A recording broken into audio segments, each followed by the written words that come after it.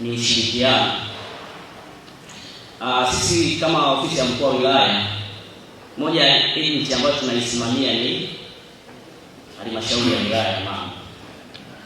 Kwa hiyo kuna changamoto nyingi ambazo za kitumishi huwa zinatokea. Wewe pata procedure. Pata procedure, nenda kwa mkuu wako wa idara, toka kwa mkuu wa idara, nenda kwa mtumishi, nenda kwa mkurugenzi, toka kwa mkurugenzi, njoo ofisi ya mkuu wa wilaya. Kule utamkuta mheshimiwa mkuu wa wilaya, utamkuta na katibu tawala wa wilaya.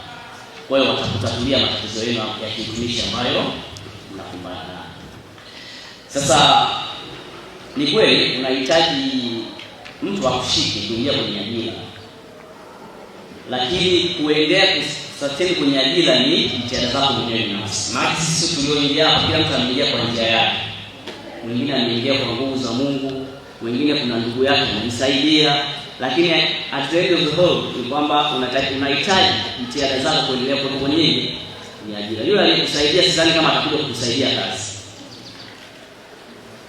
Na ndio maana hata mkurugenzi aliwauliza hapa, nani yuko tayari kufanya kazi pasipo mshahara? Hakuna mtu ambaye alinyosha mkono, si ndio? Kwa hiyo haulipi kwa jitihada zako, ila unalipa kwa matokeo. Uhusiano yako wewe na bosi wako ni kwenye kazi. Bosi siku zote sio rafiki. Atakuwa rafiki yako kama utafanya kazi vizuri. Mambo ambayo yanatokea nyumbani tuyaache nyumbani. Usiyahusanishe na masuala ya kazi.